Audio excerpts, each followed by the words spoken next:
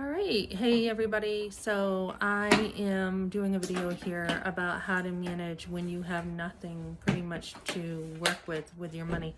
So this is not the ideal situation. I didn't sign up for this. I have an air bed in the back that lost its air, and I need to figure out if it has a hole in it or blow it back up or something, because I am sleeping on a wooden frame that's so uncomfortable.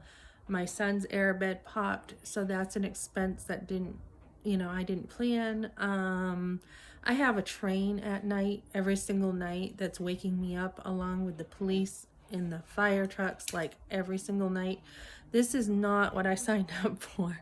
When I planned on going to Colorado Springs, I had planned, this trip. I spent under $1,000 to get here, which is really cheap.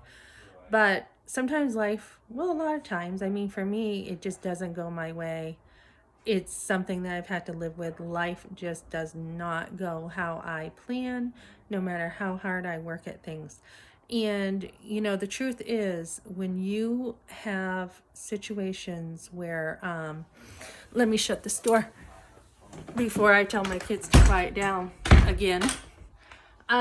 So when you have situations in life where no matter how hard you work, no matter how hard you plan, you still feel like you are not getting ahead, there's some things you can do. First of all, it's mindset, it's mentality. Okay, you really have to look at the long run in life. You have to look at how your life is going. And I was just complimented. I went over to a food pantry. It's a Christ-centered food pantry, which is really different than most of your pantries. And they have classes. I may volunteer and do a class on budgeting, because I do this all the time with my time. I work really hard on my finances, and if I didn't, I don't know where I would be. I work extremely hard daily on my finances. So this guy's like, holy cow, you've done a lot with your life. You are talented. You've done so much with so little in your life. And I have. I've raised a big family, 5 sons. I have stayed home and enjoyed staying home, and have been able to budget down to the penny, where I would be able to say, okay, this is how much I'm getting from a food pantry. This is how many meals I can make with this and that. With the extra money, I can squeeze in a need, whether it's my husband needs boots, or whether it's, something, or having enough money saved to be able to say, okay, this is the savings. For now, this is the tax refund. We can now do this. We waited all year to do this. So what's going on now is, job situations can be really tough too, where people don't want to pay you what you're worth. That's another factor that comes into this. A lot of people are poor because they are also generous, or because they're raising a family. For me, raising a family is something that has been my priority, on top of taking care of myself. I will be taking another class pretty soon to work on my skills in different areas of my life. There's always ongoing education. It really does help you. And one of the things I recently did is said I'm not settling for a job like this anymore. And as I've done my budget this morning, something else I'm doing is saying I am not settling for work any longer that I have to take that doesn't pay enough. I've had to take dead-end jobs. I've had to take whatever I could get, because I've had to have the flexibility with taking care of my family and homeschooling. And a lot of times too, if your self-esteem goes down, like if you've had, like I share on my channel, like a forced abortion, if you've had things in your life, people around you that are toxic or whatever, that has brought you down, your self-esteem can be affected. That can affect how much you think you're worth in your job, just different things like that. So what you want to do is you really want to look at the long term. And riches don't always come quickly in life. The riches that you want to gain, first of all, is spiritual. I spent about a good 20 plus years over that. My oldest is 28, so 28 years. But I really took off at about 20 years of just investing spiritually in myself. That is the biggest investment you want to make in yourself, in your life. You want to be able to do that because right doctrine helps you live correctly. We're seeing false teachers. I, for one, after all these years, still need to learn a lot more of my theology, but I'm solid. And that's what you want in life. You want to be solid so that when the trials come, you can make it. So that's the biggest foundation. And we don't hear a lot of people in finances talking about the spiritual realm. That goes into your finances. So the next part of your finances would be living kingdom living spiritually. So when you're seeing somebody beg on the side of the road that they have no money, okay, a lot of these people we know are frauds, but I tend to be on the side of wanting to do something because our treasures are in heaven, they're not on earth. I also had another evacuation warning last night that was close to our home where we could have lost it all again. I just brought my son a new bicycle as one of his homeschool gifts because he did such a good job. That could have gone up in flames. We could have just lost everything again. So I see over and over in my life lately that you can lose things very quickly. You can lose, I mean, someone can swipe out your bank account pretty quick. Someone I know just had money taken from their bank account. So your boss too may not you might not leave on good terms. Your boss may not pay you right away. There's just so many things that come at you. I think the next investment after the spiritual one is emotionally, leveling yourself up, building yourself up, making sure that you have the self-esteem it takes to survive a lot of stuff. Then I think it's the physical. It's the actual physical looking at your needs, looking how to cut it. For me today, it's again, use the food pantries. Don't spend all this money on food. Use the food pantries. Use the help that's out there. Because as you raise a family, your money is going toward your whole family for the most part. Don't be ashamed. Humble yourself. Don't be ashamed to take the help. So with the physical needs being as small as they can be, shopping around for insurance, getting the best price, getting your vehicle payments down or getting help with them.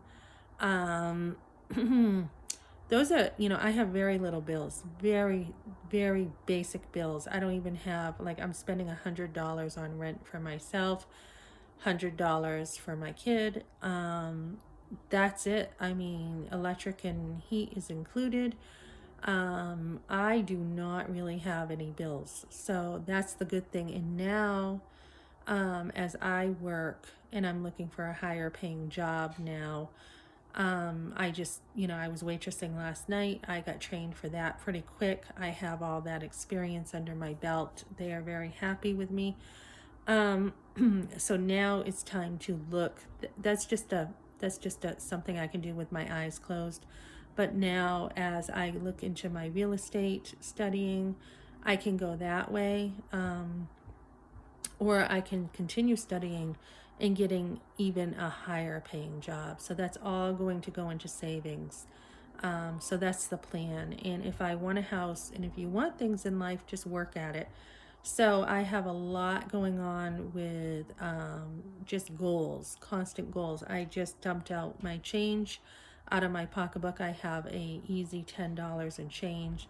I love to keep my change because it adds up. And when you get in just a pinch, just a tiny pinch at the grocery store, if you went over just a little, you've got your change as a backup. And I guess the biggest thing with your finances is when you're raising a family, that money is all going toward your family, There's constantly things coming up. And that is a good reason that a lot of people are poor. As your family and mine is, I have one left who is growing up. As that lightens up, then you have time to really kick it into gear and really save up quick. So that is what I would recommend. I have done a lot. I've traveled. I've educated myself. I've homeschooled. I've done like tons of hobbies. I have done a ton with very little money. So you can have a really good life with very little money. And then as you get older and you can't later on do as much as when you're younger, all you can really do is, have your money coming in, and you'll have your social security, which isn't much, but you will not be having the same stamina or maybe motivation to do what you could do when you were younger. So you really want to, there's a midlife area there that you really want to get saved up, finish up your bucket list, what you have. I know when I had my cancer scare, it really motivated me to get out there and start traveling.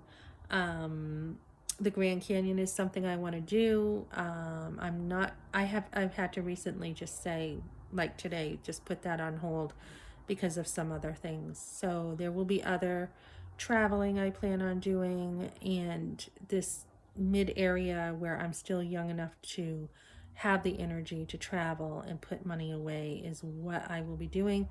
And then there will be nothing to do except just pretty much have a house and enjoy living there and doing small things that I enjoy each day, until, and continue to probably help others, reinvest in others until, my life ends. So that's kind of the plan. And I think the finances really come at the end when you don't have much to do except take care of yourself. And I know medical can really eat up people's income at the end when they get older and they have health problems.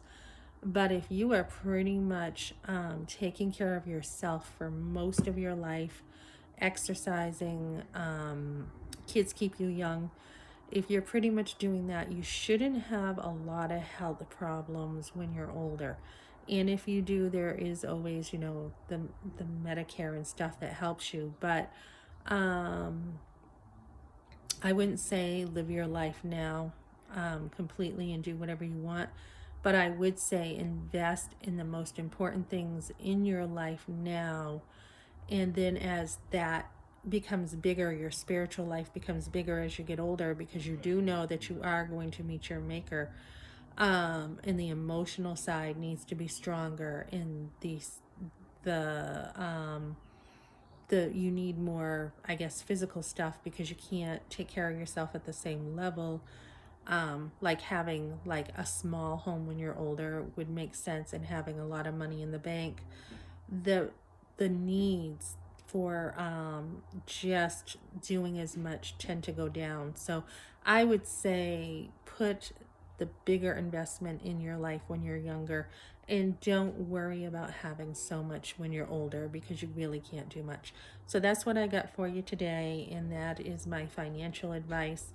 And as I look to invest into others, I probably will be doing some classes to help other people with what I've done. We see a lot of young people at the food pantries, men who are strong and who can work at the food pantries, and a lot of people are just suffering for no reason. There are a lot of people out there who are on the streets. They are suffering when they don't need to be. So I think there are a lot of solutions, and we can figure out how to help people in that way. Okay, thanks for joining me, guys.